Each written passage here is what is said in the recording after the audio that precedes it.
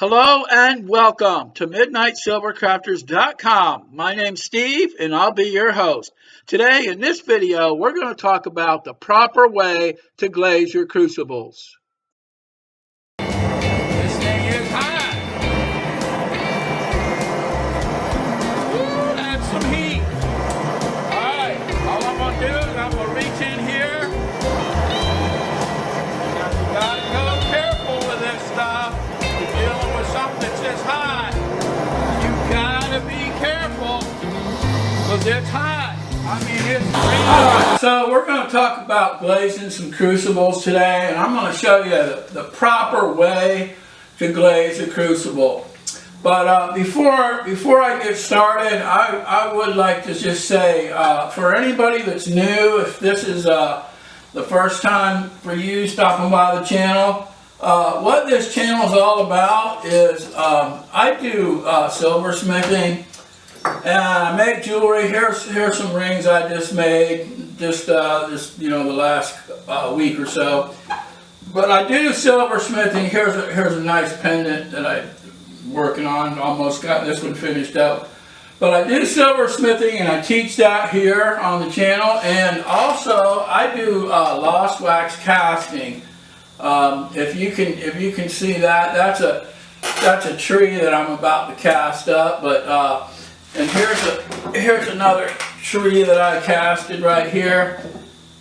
Okay, but this is what I do on the channel, and if you're interested in any of this stuff, I'd really appreciate it if you would subscribe to my channel. And I also cover other types of casting. I also do other types of casting besides jewelry casting as well.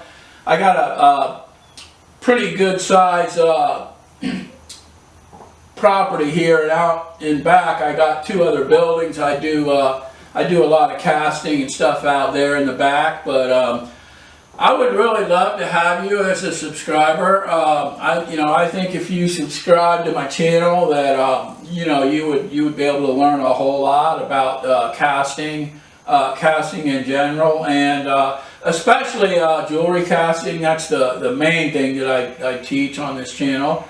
But yeah, I'd love to have you, and if you do decide to subscribe, if any of this sparks your interest and you want to subscribe to the channel, I would greatly appreciate it if you could just do me one great big favor. If you subscribe, if you'll just go down in the comment section, in the little box there in the comment section, if you could just write me a little message and just say I subscribed. If you could do that for me, that would be awesome, and I would really appreciate it. That would help me grow the channel a lot, and because I really enjoy making these videos, and I want to be able to keep making these videos for people who want to learn. Alright, well, enough of that. So we're going to talk about these crucibles now.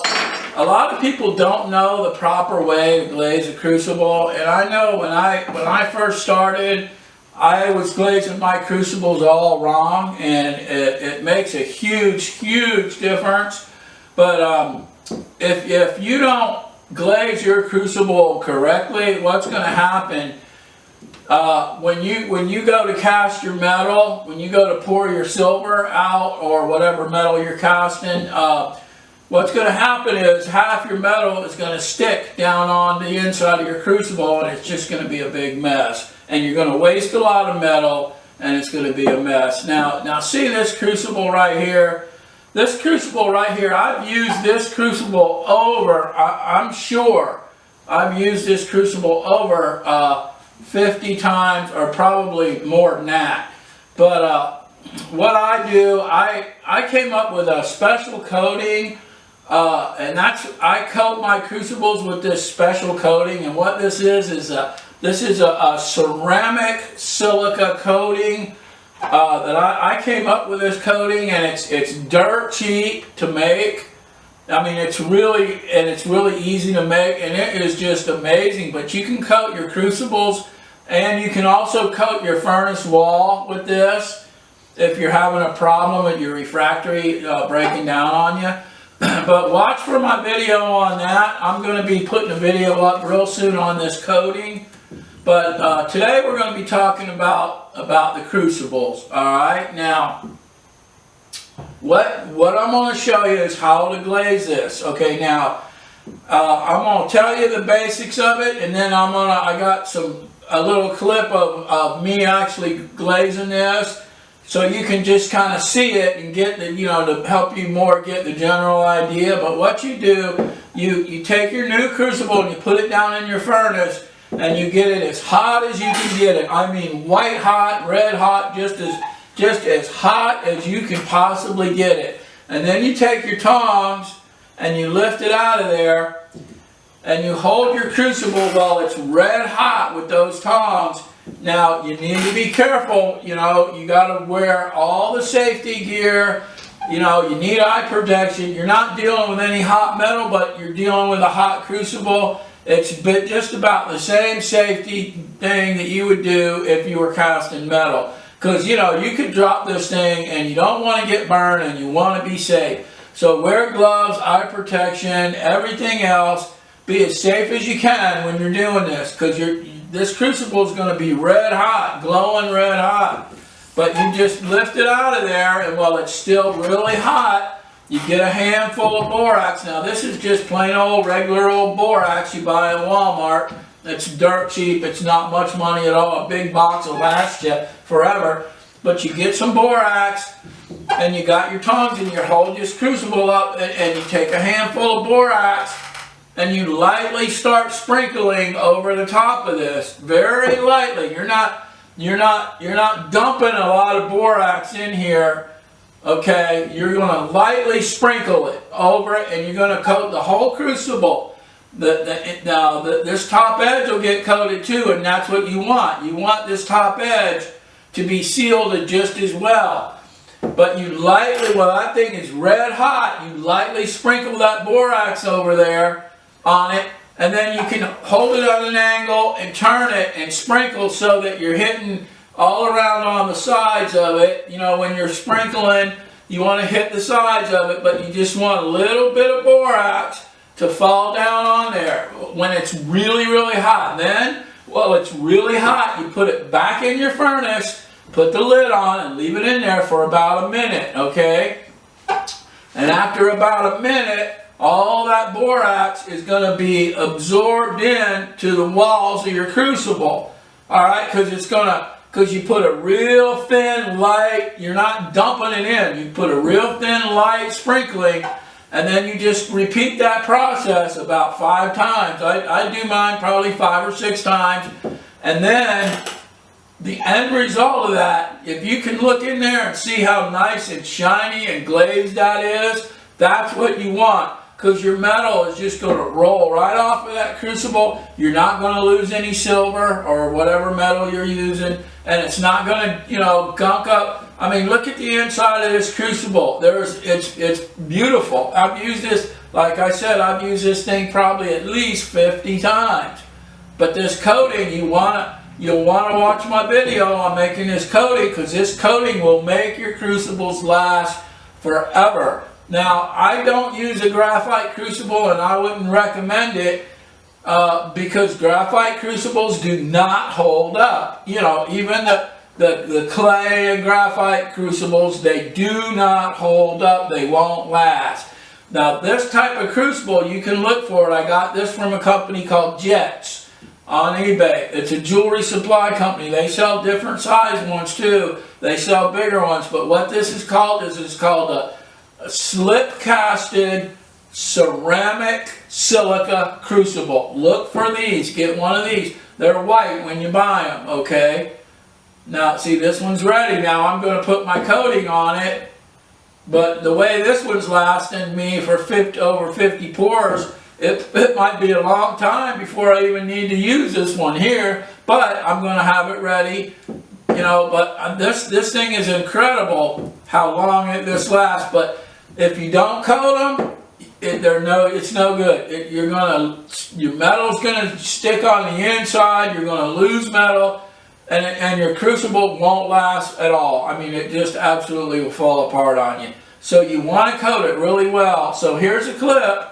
I hope you get, I hope you can see what I'm doing in this clip. Give you an idea. It's kind of a short clip, but you might want to turn your volume down a little because it's noisy because my furnace is running, and my furnace is a little bit loud because it's right next to. I got my camera as close to it as I could without melting my camera. But all right, take a look at this clip, and then we'll come back here and we'll finish up the video.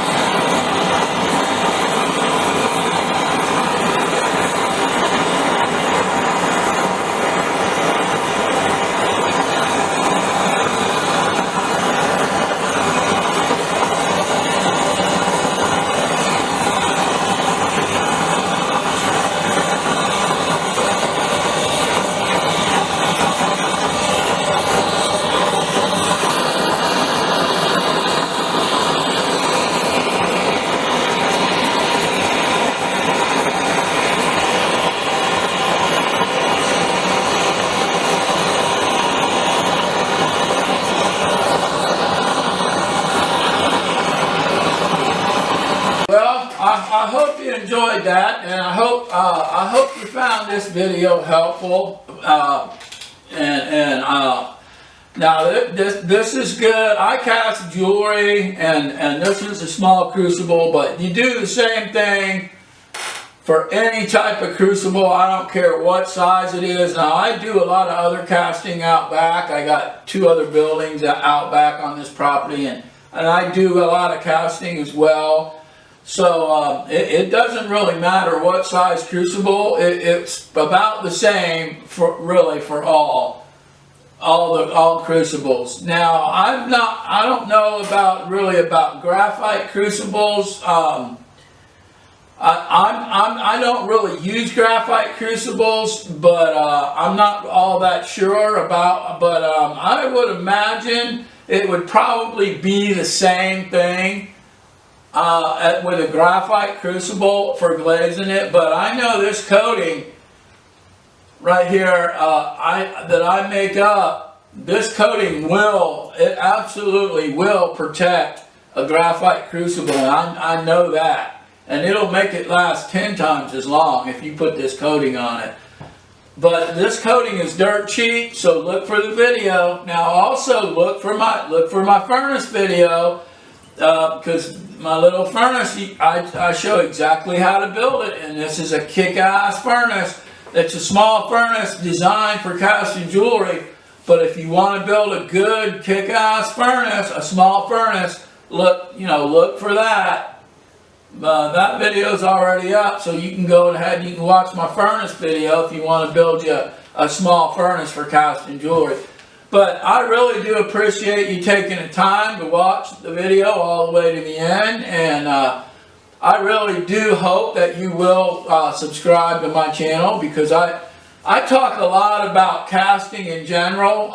The main thing I do, like I said, is jewelry casting, but I cover a lot of other types of casting as well.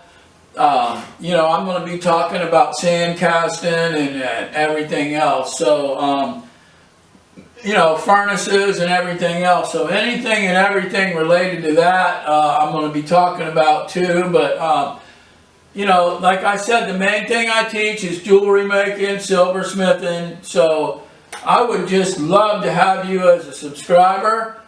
So that would be awesome. And like I said, if you would just do me a favor, and if you do subscribe, if you'll just put down there, I subscribe, in the comment section, that would really help me out tremendously as far as keeping the channel going and you know, growing my channel. So all right, well, I'm going to wrap this one up for today. So my name's Steve, and I'll talk to you in the next video.